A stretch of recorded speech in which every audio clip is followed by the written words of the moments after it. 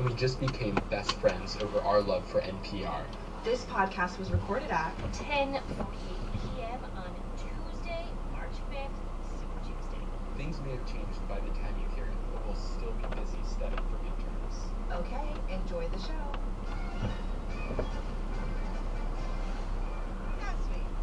Well, hey there, it's the NPR Politics Podcast. I'm Lisa McCullough, I cover the White House. I'm Susan Davis, I cover politics. And I'm Domenico Montanaro, senior political editor and correspondent. And we are coming to you all at this late hour because it is indeed Super Tuesday, the biggest voting day in this primary season. Voters in 15 states and 1 territory have wrapped up voting. And yet, Domenico, despite its name, this Super Tuesday felt rather anticlimactic.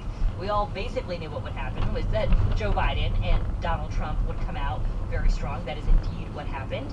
And so, given that it felt, I think, rather anticlimactic, Domenico, what should we take away from what happened tonight? Well, surprises can always happen in politics, and this was not one of those times. So, we kind of knew going in that Donald Trump was likely to dominate tonight. We've known that Joe Biden is going to be the nominee, barring something extraordinary happening. But Donald Trump is really likely tonight now going to put some serious separation between himself and Nikki Haley. Essentially, the Nikki Haley project is all but over. And, you know, according to the Associated Press that we follow for the race calls and delegate counts, Donald Trump could potentially clinch the nomination, the magic number, reach the magic number of 1,215 by as soon as next Tuesday. So Trump cannot officially clinch the nomination tonight, but his lead, as Domenico says, is overwhelming. What does Nikki Haley do from this point? I think the question is, how does Nikki Haley exit the race? What is her message as she gets out? I think one of the big questions here is, where do Nikki Haley supporters go in November? And I think whether she would direct them in the direction of Donald Trump or whether she says she will vote for Donald Trump is a big question. I think there's also something interesting to me about Nikki Haley, not just as the person and the candidate, but what her campaign represented, which I think was the Republican Party of the past, the Ronald Reagan, George W. Bush era of conservatism on both economic and foreign policy. And I think we can almost say definitively now that Donald Trump has changed the Republican Party. Not that it is changing, it's done. And even if you look to 2028, because even if Donald Trump wins, he would be a one-term president, it is hard to imagine that this Republican Party, with everything primary voters have been telling us in this nomination race, are looking to go back to those days. So what does Nikki Haley do? It specifically is maybe less interesting to me. What do the Nikki Haleys of the Republican Party do if they truly feel alienated and isolated from the party that has now become defined by Donald Trump? And where her voters go, you're saying? Yeah, for sure. And look, Joe Biden has a lot of weaknesses going into November for an incumbent president. But if you look at some of these votes tonight, you could look at it in some ways as Nikki Haley votes are protest votes against Donald Trump. It certainly, at least among Republican primary voters, has an incumbent-like status. And, you know, she's winning 15, 30, 40% in some of these states. And that tells you that Donald Trump has a lot of work to do, not just to win over the middle, but to win over reluctant Republicans who might like some of his ideas but don't like him personally, or have been completely turned off by things like his ongoing lies about the 2020 election or the events of January 6th. But that work is not something Donald Trump is going to do. Donald Trump is Donald Trump. The message is exactly the same. In listening to his victory speech tonight from Mar-a-Lago, it was all about immigration, how he defeated ISIS, trying to use some whataboutism and saying that it's actually President Biden who's using political weaponization, when we know that Donald Trump has already promised that he's going to go after political opponents if he's elected president for a second time. So he's going to be what he is. He didn't get above 47% in either of the 2 elections that he ran in previously. He's probably got that as about a ceiling. He's not really showing any indications he's going to reach out to moderates. This is base.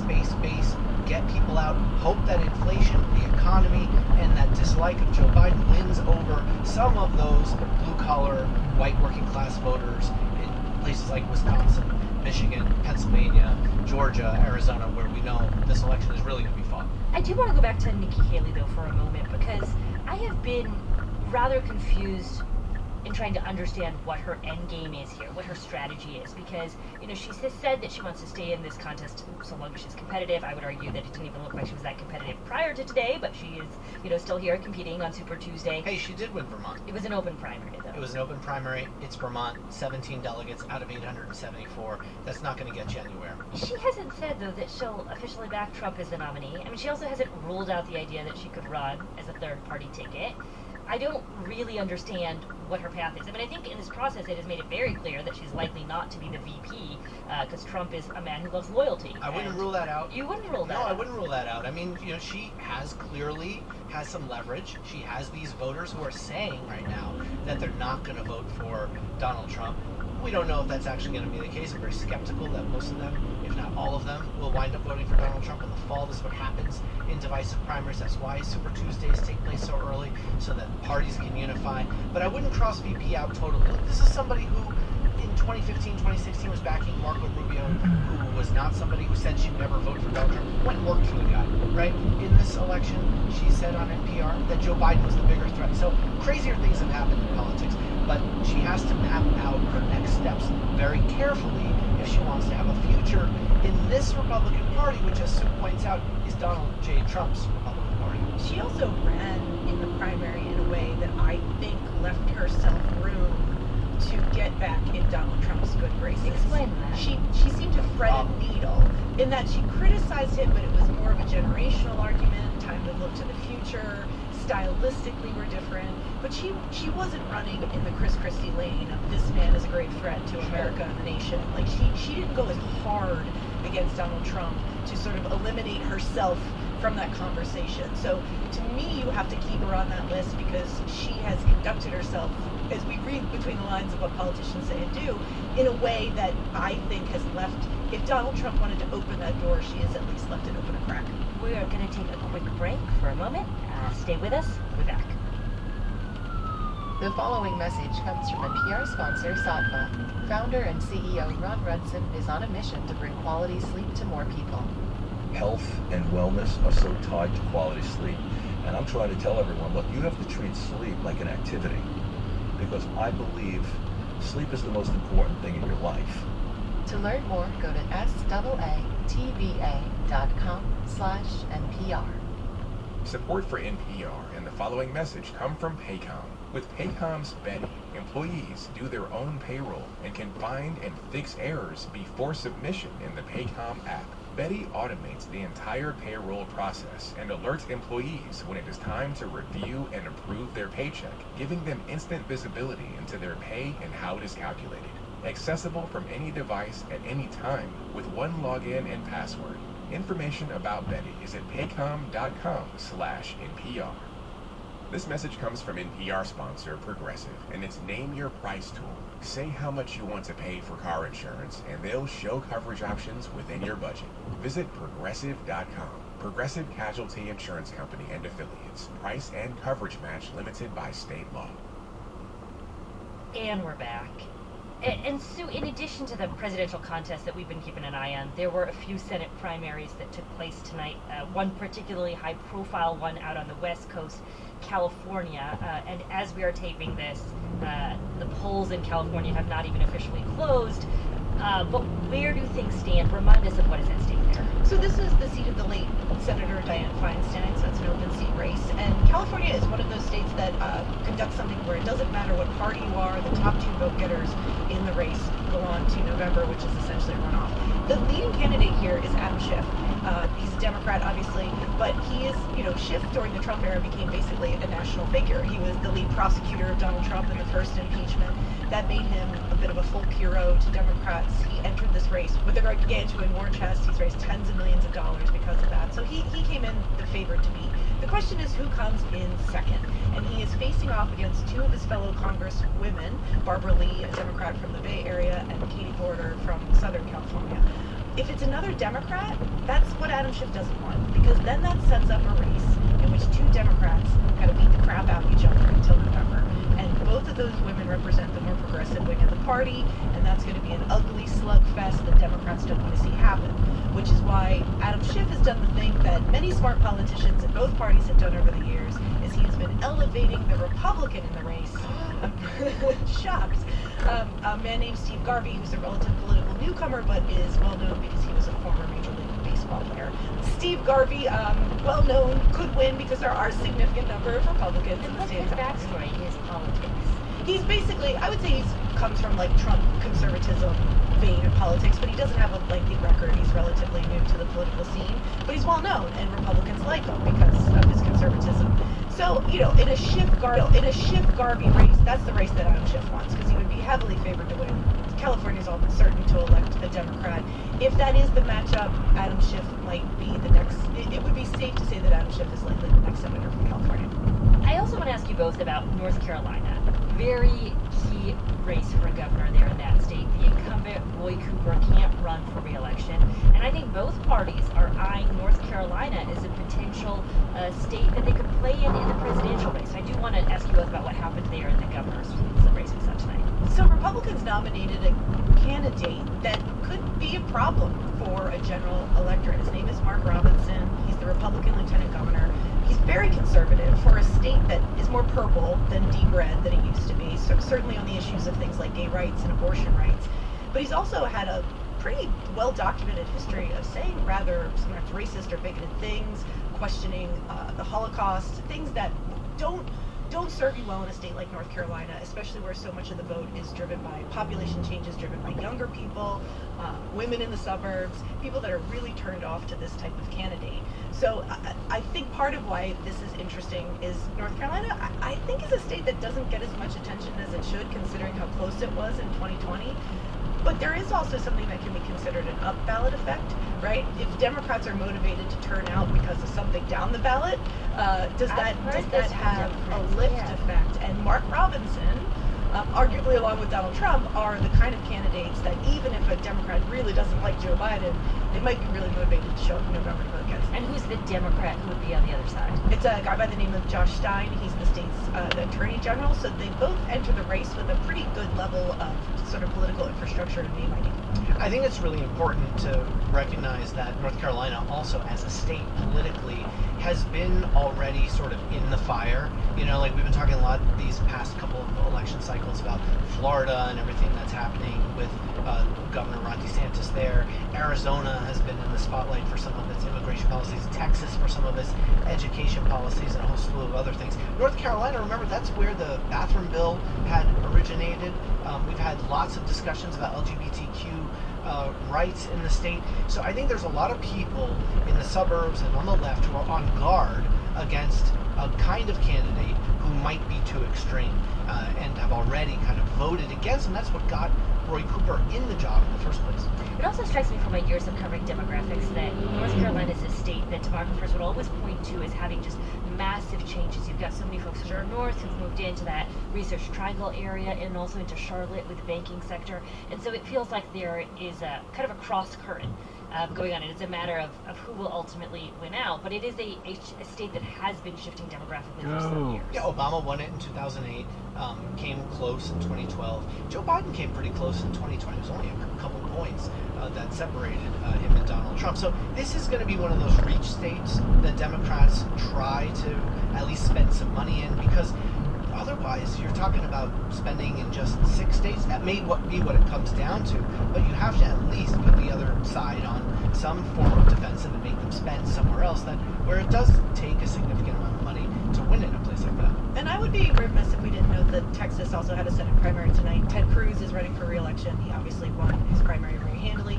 The race hasn't been called yet, but Colin Allred is a Democratic congressman who's running.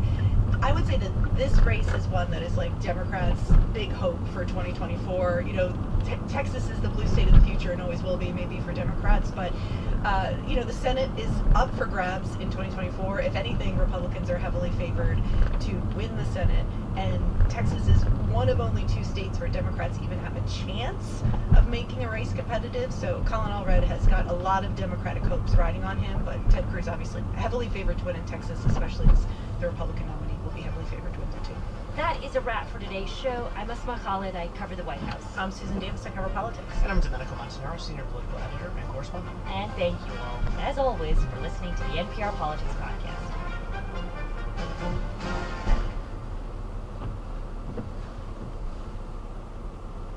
This message comes from NPR sponsor Shopify, the global commerce platform that helps you sell and show up exactly the way you want to. Customize.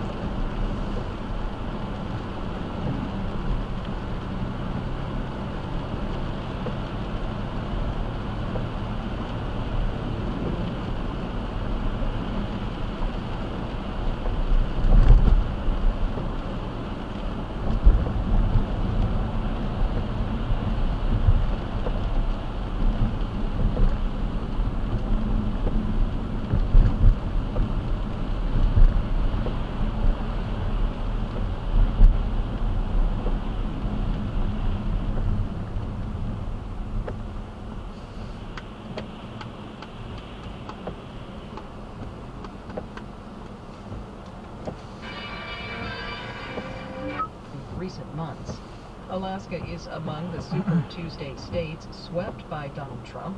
He won the state's Republican presidential caucuses. Alaska Public Media's Liz Ruskin has more from the site in Anchorage. Nikki Haley and Vivek Ramaswamy were on the ballot, but in this church multipurpose room, it was hard to find a voter who checked the box for anyone but Donald Trump. Retiree Jim White was astounded there was any question who he voted for. You think I'm crazy? Because he did everything that he accomplished was for the nation, for the citizens, and for the world. Okay? Some voters cited Trump's support for oil drilling in Alaska's Arctic. Most cited national issues like the economy and immigration. For NPR News, I'm Liz Ruskin in Anchorage. Arizona Independent Senator Kristen Sinema has announced she will not run for re-election this fall. The leading candidates in the Arizona race are now seeking to capitalize on her exit. From member station KJZZ in Phoenix, Ben Giles reports. After dodging questions about her candidacy for months, Sinema's decision clears the field for the likely party nominees, Democratic Congressman Ruben Gallego and Republican Carrie Lake. In a statement, Gallego thanked Sinema for her nearly 2 decades in elected office, cast himself as the preferable candidate for Arizona's bloc of registered independents, whose votes will likely decide the outcome in November. Gallego urged Democrats, Republicans, and independents to reject Lake, a GOP firebrand who refused to concede after losing her 2022 bid for governor. Lake, meanwhile, praised Sinema for backing the Senate's filibuster rule, a key sticking point in the rift between Sinema and progressive Democrats. Lake said she, not Gallego, would be a voice for all Arizonans. For NPR News, I'm Ben Giles in Phoenix. You're listening to NPR News. California voters have picked the 2 candidates for another key U.S. Senate race. California Democratic Congressman Adam Schiff will face Republican and former pro baseball player Steve Garvey this fall. Haiti's prime minister says he has been unable to return to his country because of armed gangs that control Haiti's main airport. NPR's Ader Peralta has more. Sheila Aguilera Mojica, spokeswoman for Puerto Rico's governor, said Prime Minister Ariel Henry had landed in Puerto Rico, but that now U.S. federal authorities were handling his arrival. Henry was in Kenya when Haiti erupted in violence. Gangs said they wanted to overthrow his government, and they launched attacks across the capital city of Port-au-Prince, overwhelming police. Henry was trying to close a bilateral agreement that would bring a Kenyan-led international peacekeeping force into Haiti, but as Henry took off from Kenya on Saturday, the gangs shot at the airport and burned a police station. Henry's whereabouts were unknown. Now he's in Puerto Rico, but the Haitian government has said nothing about his plan to return to Haiti.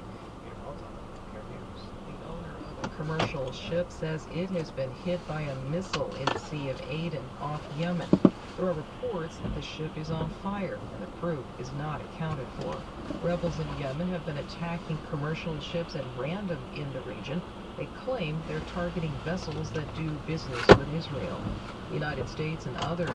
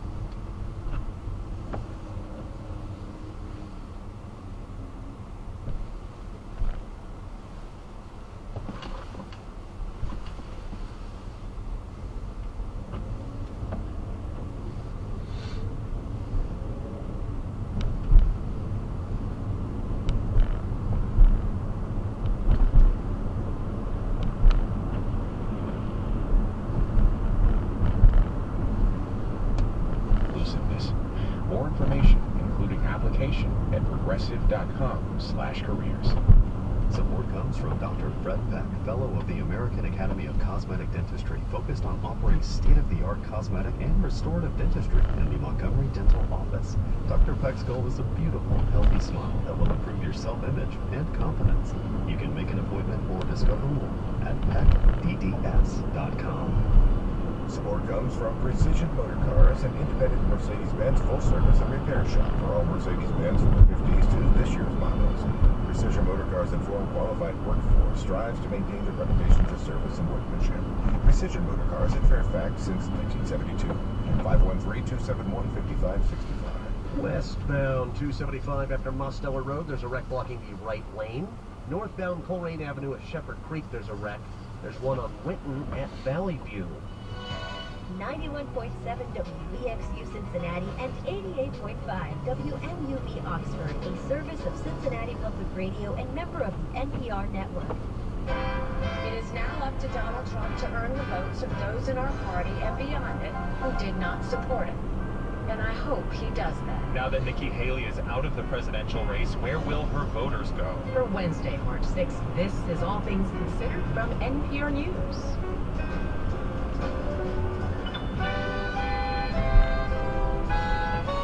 I'm Ari Shapiro. And I'm Elsa Chang. This hour, with inflation slowing down, is it time for interest rates to drop too? We do hear the concerns, and I do expect that there will be broad and material changes to the proposal. It's more important that we get this right and that we do it fast. Also, the newest member of Nebraska's Hall of Fame is Malcolm X. There is no recording of violence at any of his rallies or speeches, except for the day he was assassinated. Plus, the final unfinished novel of Gabriel Garcia Marquez is being released in Spanish today on what would have been the author's 97th birthday. First, the news. Live from NPR News in Washington, I'm Jack Spear. Former South Carolina Governor Nikki Haley has suspended her presidential campaign, Haley earning a sizable share of the GOP primary vote, but not enough to overtake Donald Trump.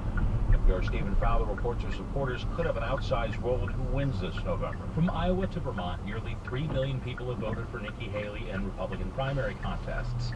Some of them were Democrats and independents who opposed Donald Trump, but many of them are Republicans against Trump too.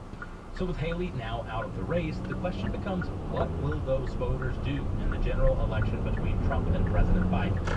Haley declined to endorse her Republican rival and said he'd have to earn her voter support, something Trump and Biden are now seeking to do.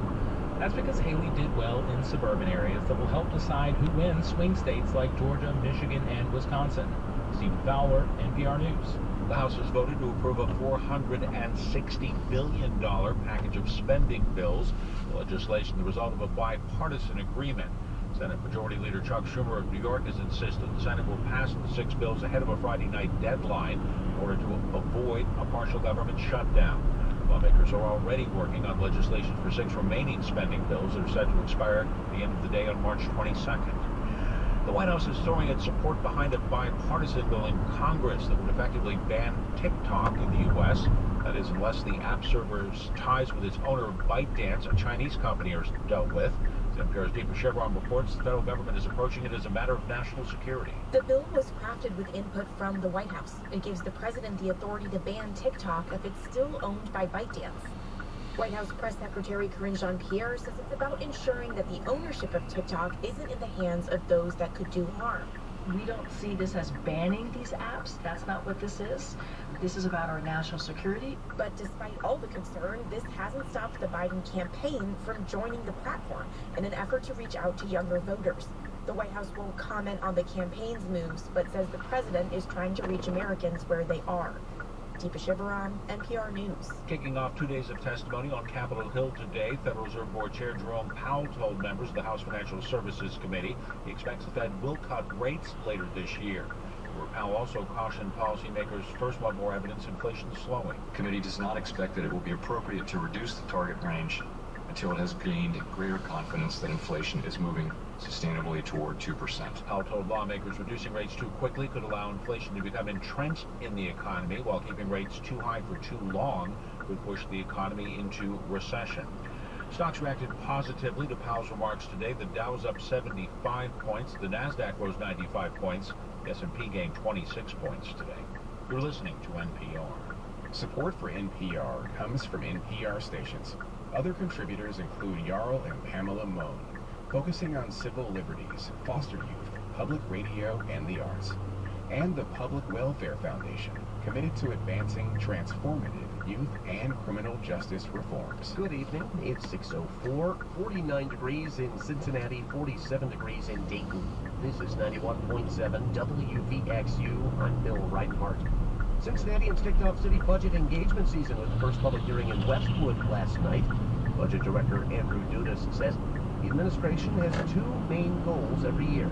First, to create a structurally balanced budget. Our other main strategy in terms of the budget is on the revenue side to expand our tax base with a focus on economic development and neighborhood investment. Because we rely so heavily on the earnings tax, our ability to recruit and retain jobs within the city is paramount to preserving that general fund revenue source. The city manager and mayor are expected to release the first budget draft in late May. Council will hear more public comment before making changes and passing the final budget by the end of June. A bill that would mandate Kentucky's public high school students complete a civic education course to graduate has passed out of committee. Representative Robert Duvall says civic literacy is more important than ever, and the bill would help students navigate a political landscape where misinformation and polarization are all too common. By helping our students become civically literate, we can help ensure that our democracy will remain strong, vigilant, and responsive to the needs and aspirations of all citizens for generations to come. House Bill 535 now goes to the full House for consideration. The Cincinnati Reds Hall of Fame is celebrating the long ball this season. The home run history of the Reds exhibit opens later this month. Hall of Fame director Rick Walls says the homer is a signature part of the game. I'm all about hitting runs and doubles and triples and defense and everything else. But the home run has a really interesting evolution throughout baseball history, from dead ball era to live ball era to steroid era to a lot of different times in pitching differences, and we are going to analyze the history of that home run. Walls says the multimedia exhibit will compare and contrast the different eras. The display opens March 22nd at the Reds Hall of Fame. 42 tonight, 58 tomorrow. It's 49 degrees now. This is All Things Considered from NPR News. I'm Ari Shapiro in Washington. And I'm Elsa Chang in Culver City, California. A bust of Malcolm X will join those of 26 other people in the Nebraska state capitol this spring. More on the posthumous honor from the state of his birth in just a bit. First, Nikki Haley's announcement that she is suspending her campaign for president did not come as a surprise. She has trailed frontrunner Donald Trump in all but 2 Republican primary contests so far. But Haley did manage to sway some Republican voters away from Trump and recruit some independents and Democrats too. As she ended her campaign on a stage in South Carolina today, Haley did not endorse Trump. I have always been a conservative Republican, and always supported the Republican nominee. But on this question, as she did on so many others, Margaret Thatcher provided some good advice when she said, quote, "Never just follow the crowd. Always make up your own mind." So with Haley out of the race, her supporters will have to make up their minds. Will they support the presumptive Republican nominee, Donald Trump? Joining me now is NPR political correspondent Sarah McCammon and NPR White House correspondent Franco Ordonez. Good to have you both here. Hi. Sarah, you've been following the Haley campaign from the earliest days as she announced its suspension. What did she say today? Well, as we heard, Ari, Haley is out of the race, and she's not promising to back the presumptive nominee, Donald Trump. She and other candidates who participated in Republican National Committee debates had promised that they would do so, but she's indicating she may not feel bound to that pledge. She said that more than once now. And today, Haley had a warning for Trump. It is now up to Donald Trump to earn the votes of those in our party and beyond it who did not support him. And I hope he does that. At its best, politics is about bringing people into your cause, not turning them away. And our conservative cause badly needs more people. And this idea of widening the tent, bringing people together, that's been a big part of Haley's argument throughout the campaign. Tell us more about who those Haley voters are. Yeah, they're often Republicans, as you might imagine, who want an alternative to Trump. When I was here in South Carolina, where I am today, but when I was here a couple of weeks ago, ahead of their primary, Annette Lynn Ward and her husband, they're from New Jersey. They were here vacationing in South Carolina and had decided to come see Haley campaign in a city called Beaufort along the South Carolina coast. Ward says they've supported Trump in the past, but they don't like the idea of voting for him again. We're kind of sick of Donald Trump. We've had enough of his antics. We will vote for Donald Trump if he's the only other choice, but we don't want that to happen. And then there are independents like Josie Schmidt, who I met last weekend at a Haley rally in Richmond, Virginia. She's not a fan of Trump, but she's kind of a fiscal conservative. She says she wrote in a third-party candidate in 2016, and in 2020 she voted for Biden, but she hasn't felt good about it. In my opinion, Biden is way out on the outer edge of what makes sense fiscally. You know, all this money he wants to forgive.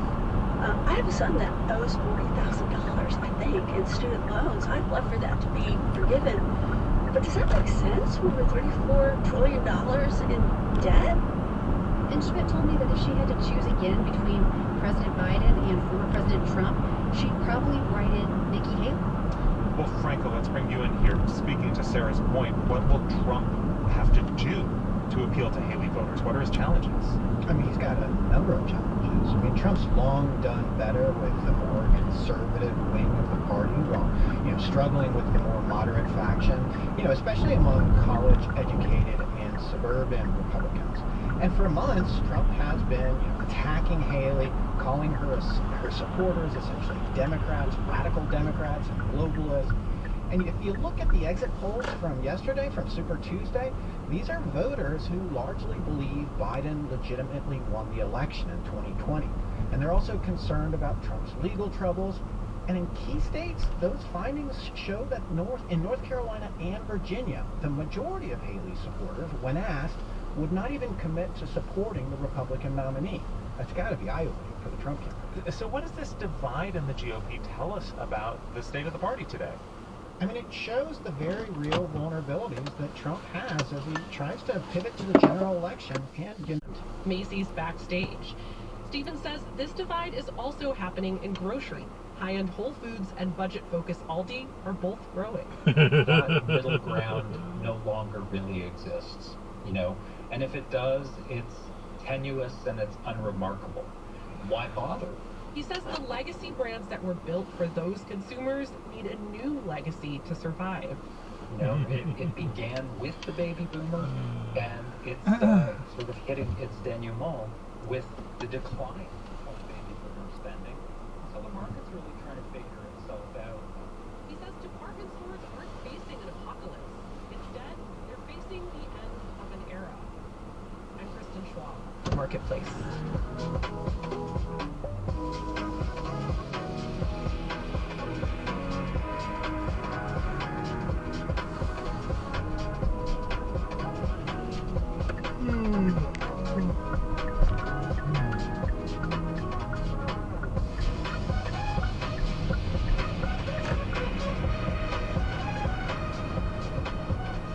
Okay, now, bonds.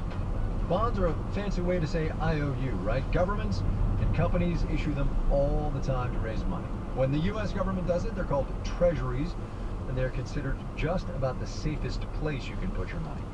When companies do it, well, some of them are better, that is to say, safer than others. You've got your investment-grade bonds, not all that risky, and then you've got your junk bonds, which are risky, that is.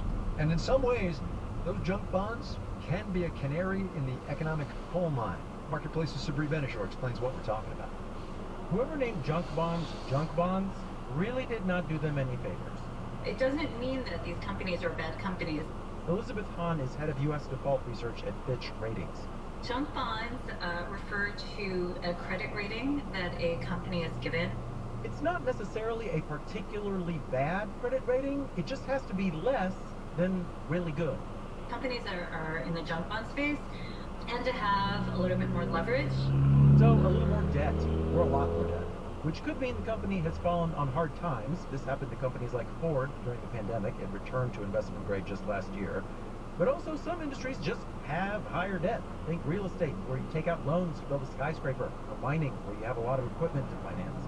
some companies just need to operate, with slightly more leveraged credit profiles or, slightly lower margins. So Han doesn't actually like to use the word junk. I always like to say high yield. That is the official name, high yield, because bonds from these companies pay out more, sometimes a lot more, than treasury bonds or investment grade bonds. They pay out more because they do carry a higher risk of default. Like if something goes wrong, they might never pay back the bond. They're really on a knife's edge. Bob Elliott, the CEO of Unlimited Funds investment firm. If the economy continues to be strong, those companies will continue to pay the elevated yields. But any hiccups in the economy, and these are the types of companies that will first feel the pain. They are starting to feel some pain. We've seen a decline in the amount of income those businesses are earning relative to the amount of interest payments that they need to pay. That is largely because the Federal Reserve raised interest rates so much. Companies have been doing all kinds of gymnastics to procrastinate issuing new bonds at these higher rates, but some companies have had to, and it is expensive. Elizabeth Hahn at Fitch again. We saw a 3% default rate. That is about average. But we are forecasting that rate to go up. We have forecasted between 5 and 5.5 for 2024. Yeah. But Hahn says that increase is driven by a relatively few companies with a particularly large amount of debt. Steve Likely is co-head of bond ETFs for BlackRock. The companies in the traditional high-yield bond market are actually a better credit quality than they were, say, 10 years ago. Some of that is because more troubled companies now avoid the bond market and get funding elsewhere. And investors do not seem to be too worried about the junk bond market. Usually the more worried investors are, the more money companies have to promise them to get them to invest. That extra return is at multi-decade lows. So that's telling you the market believes that the economy is fairly strong. Now will all that change in 2024? Watch the junk bond market. In New York, I'm Sabrina Benishore for Marketplace. Here's what ought to change in 2024. You ought to listen to our podcast. Marketplace.org is where you can get that, or of course, you can follow us on the platform of your choice.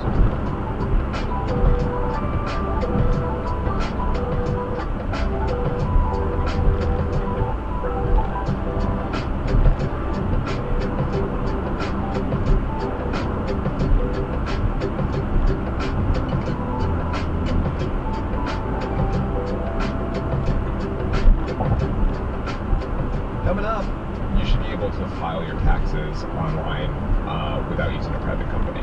Should. But first, let's do the numbers.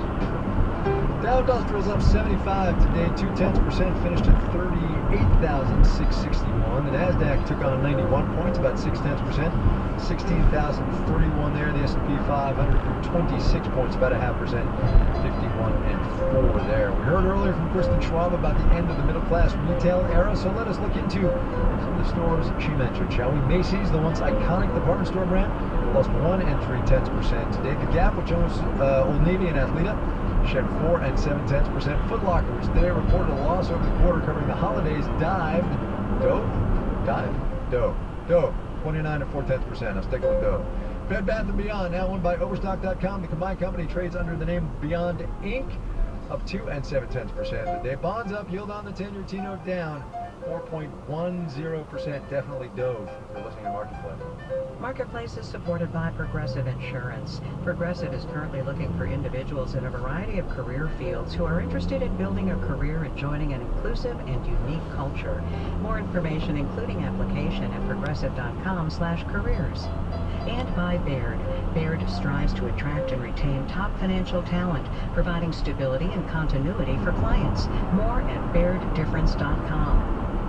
And by the Peter G. Peterson Foundation, a nonpartisan organization dedicated to raising awareness and accelerating action on America's fiscal challenges to build a brighter economic future for the next generation.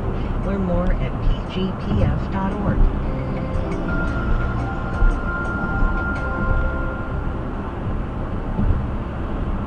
Support comes from Music and Event Management Inc., presenting Kurt Vile and the Violators live at the Taft Theater on June 23rd. Touring in support of his latest release, Watch My Moves. along with songs from his entire catalog. Tickets available Friday at 10 a.m. at Ticketmaster.com and the Taft Theater box office. Kurt Vile, live on June 23rd. Local support for Marketplace comes from Sharonville Convention Center. Beginning July 1st, Cincinnati's largest venue with over 90,000 square feet of event space. The Sharonville Convention Center offers many amenities that help make your event extraordinary, including the new Northern Lights Bar and Grill and the Grab-and-Go Aurora Marketplace. More online at SharonvilleConventionCenter.com. Support for the State House News Bureau comes from the law offices of Porter, Wright, Morris, and Arthur, LLP. Porter Wright is an experienced legal partner dedicated to bringing inspired legal outcomes to the Ohio business community. Learn more at porterwright.com.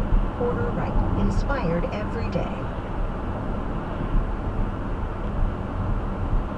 This is Marketplace. I'm Kai Rizdal. The Federal Reserve's Beige Book came out today. It's a periodic and anecdotal look at this economy. Here's an item from the Federal Reserve Bank of Minneapolis. It's a, quote, unseasonably warm weather hurt businesses catering to winter activity. Firms in retail, accommodation, and entertainment saw lower revenues across the district. Most guests, said a hospitality company in Michigan's Upper Peninsula, canceled due to lack of snow. This is having a devastating effect on local businesses. Which, if you're running one of those local businesses in the upper Midwest or in the Northeast where it's also been unseasonably warm, that means you gotta think creatively. Marketplace's Henriette is on the Winter Tourism Adaptation Beat today. On February 12th, Kelly Probst and her board made a decision. The nonprofit's Copper Dog Sled Dog Race in Michigan's Upper Peninsula would not happen this year. There just wasn't enough snow. Looking at the forecast, looking at what our trail conditions were at the time, and what was required for us to run a safe race, and it was apparent it just was not going to happen. Normally, this race attracts mushers from around the country and thousands of spectators the first weekend of March. Calling the race off 3 weeks ahead was a gamble, Probst says, but on race day, she was right. The weather here was in the upper 40s, sunshine and wind. Terrible conditions for snow. Making that call early, though, she says, saved the organization tens of thousands of dollars on banners and pennants they didn't print, hotel rooms they didn't fill. And there's a good chance they'll have to make tough calls like this in the future. Reliability is a thing of the past, increasingly. Justin Mencken is a climate scientist at Dartmouth College. As the climate warms, he says, winters just don't have as much consistent cold and snow as they used to. And so what that means for the winter sports and winter tourism business model is that it's getting squeezed into a shorter season. And so businesses are trying to squeeze revenue out of every snowy day. Lindsay Delorier is president of Bolton Valley, a ski resort in northern Vermont. She says they brought in new snowmakers. Being able to make more snow faster, more efficiently, has been incredibly important to us. They've also invested in summer options for additional revenue, a wedding venue, and mountain biking trails. In northern Michigan, Kelly Probst held a scaled-down dog race last weekend. Instead of a miles-long trek, they've hauled in snow to create a short track and held what she calls drag races. She put two teams up against each other with two dogs and raced them down the road, and it was wildly successful. There was food, bonfires, a beer tent, a smaller crowd than normal, but it was fun, she says. And now they know what to do in future years if there's not enough snow. I'm Henry Abbott for Marketplace.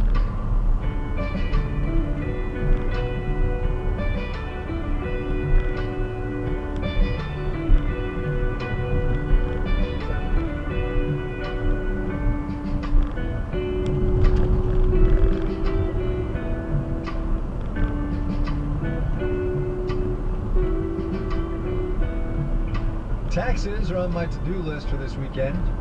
Full disclosure, taxes have been on my to-do list for the weekend for about a month now, but you know how it goes. For all you self-filing taxpayers out there, there's a development that might be of some use. The Internal Revenue Service has released a pilot of its new Direct File program, the long-awaited free in-house IRS tax filing software. Dylan Matthews got a chance to check it out. He wrote about it for Vox. Dylan, good to talk to you again. Thanks so much for having me. So give me your gut reaction to Direct File. What do you think? I give it like a solid B. I think as software, it's very clean. It looks very nice. It's very easy to use. What it doesn't have is a lot of features. But if you have a simple tax situation, it can handle it. Why has it taken the IRS so long to do this? Because there are private competitors, as we'll talk about in a moment, that have been in the market for a very, very, very long time. So the reason it's taking so long is those very private competitors. I think the first ideas for doing internet tax filing came around in the late 1990s when the web was still very new. The George W. Bush administration had a serious plan that they put together to do online tax filing for everybody. By that point, though, H&R Block, TurboTax gained enough market share that they had serious influence, and they spent a lot, hundreds of millions of dollars over the years on lobbying to ensure that there was not a IRS software competitor to their services. To try to justify that, they helped set up something called the Free File program. Right. So this was an idea where they would offer to provide free services to people below an income threshold, so that sort of lower income people wouldn't have to pay. But you have to go hunting and pecking on the IRS website to find that, right? You do. So I think a revealing statistic here is that only fewer than 3% of eligible taxpayers have used that program, and that's partly due to these companies, that they've done things like try to hide from Google. Is it technically hard for the Internal Revenue Service to do this? I mean, what are other than the lobbying and the hundreds of millions of dollars, which is not to be understated, I don't want to blow that off at all, because that's actually a not small political issue about how the government works. But are there technical reasons why the IRS hasn't been able to do this? So it might be a little more complicated than people assume. For one thing, you need this to be really secure and for the privacy protections to be really strong. The other thing that I think makes it tricky is just how complex the tax code is. I went to the Treasury Department and met with a few developers who were working on this, and they showed me this giant, it was maybe like 5 or 6 feet wide map that they made that they called the fact map. And the map was of every fact you need to know about someone to do their taxes. Hundreds and hundreds of facts, how many kids, how much time you spend with your kids, on and on and on. And this is before you get into things like deductions for mortgage interest, where everything gets even more complicated. Yeah. The specter here, and you talk about this in the piece, is healthcare.gov. The last thing the government needs is another website that rolls out and falls flat. Exactly, and I think that came up a lot when I talked to these developers as an example of what they didn't want to do. That was a website that had to roll out for the whole country all at once, and didn't have time to experiment and test. And it was a complete disaster. 6 people got healthcare on the first day that it was up. And is that actually right? 6 people? That is literally true. That 6 people went from going to healthcare.gov to being enrolled in health insurance as of the end of that business day. So that's what they didn't want to do. Right. So let's get back to where we started. You give it a solid B. You do say at one point in this piece, this cannot compete with TurboTax. So let's take the best lens on this that we can. Good start, maybe, for the IRS offering its own free direct file system? Yeah, I mean, I think many of my old teachers graded on a curve, and I will admit that I'm grading on a curve here to a degree. But I think one of the more modest goals that people involved in this told me they had was you should be able to file your taxes online without using a private company. And I think they did meet that goal for a significant number of people, and that's maybe a more accurate way of looking at what they're trying to do. The subhead on Dylan Matthews' piece says, it's not perfect, but it's a start. Dylan Matthews, the senior correspondent at Fox. Dylan, thanks a lot. I appreciate it. Thank you.